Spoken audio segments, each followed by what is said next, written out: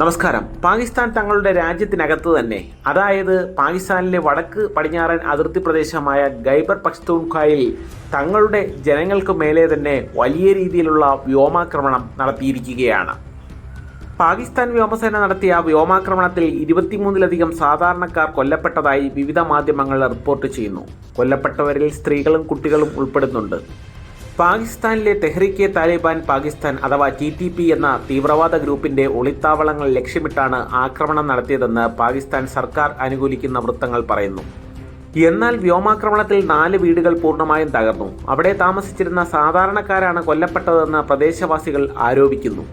ഈ ആക്രമണത്തെക്കുറിച്ച് പാകിസ്ഥാൻ സൈന്യമോ സർക്കാരോ ഇതുവരെ ഔദ്യോഗികമായി ഒരു പ്രസ്താവനയും പുറത്തിറക്കിയിട്ടില്ല.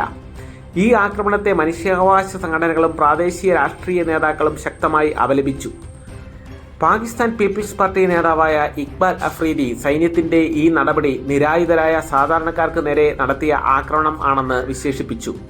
Human rights commission of Pakistan സംഭവത്തെക്കുറിച്ച് നിഷ്പക്ഷവും അടിയന്തരവുമായ അന്വേഷണം ആവശ്യപ്പെടുകയും ചെയ്തിട്ടുണ്ട്. ഈ സംഭവം പാകിസ്ഥാനിലെ ആഭ്യന്തര സുരക്ഷാ പ്രശ്നങ്ങൾ എത്രത്തോളം സങ്കീർണമാണെന്നും തീവ്രവാദ വിരുദ്ധ പോരാട്ടത്തിന്റെ പേരിൽ സാധാരണ ജനങ്ങൾ നേരിടുന്ന ദുരിതങ്ങളും എടുത്തു കാണിക്കുന്നു.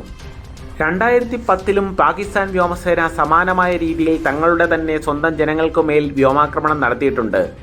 അന്ന് ഒരു വീടിന് നേരെ ബോംബ് പതിക്കുകയും 71 സാധാരണക്കാർ കൊല്ലപ്പെടുകയും ചെയ്തിരുന്നു. തീവ്രവാദികൾ താവളമുറപ്പിച്ച സ്ഥലങ്ങൾ ലക്ഷ്യമിട്ടാണ് ആക്രമണം നടത്തിയതെന്ന് പാകിസ്ഥാൻ സൈന്യം അന്ന് അവകാശപ്പെട്ടിരുന്നു. എന്നാൽ ആക്രമണത്തിൽ തകർന്നത് താലിബാനെ എതിർക്കുന്ന ഒരു ഗോത്ര നേതാവിന്റെ വീടായിരുന്നു. കൊല്ലപ്പെട്ടവരിൽ ഭൂരിഭാഗവും സ്ത്രീകളും കുട്ടികളും. സൈന്യം സാധാരണക്കാർ കൊല്ലപ്പെട്ടത് നിഷേധിച്ചെങ്കിലും പ്രാദേശിക ഭരണകൂടം കൊല്ലപ്പെട്ടവരുടെ കുടുംബങ്ങൾക്ക് നഷ്ടപരിഹാരം നൽകി. ഇത് വ്യോമാക്രമണത്തിൽ സാധാരണക്കാരാണ് കൊല്ലപ്പെട്ടതെന്ന ആരോപണങ്ങൾക്ക് ശക്തി നൽകി.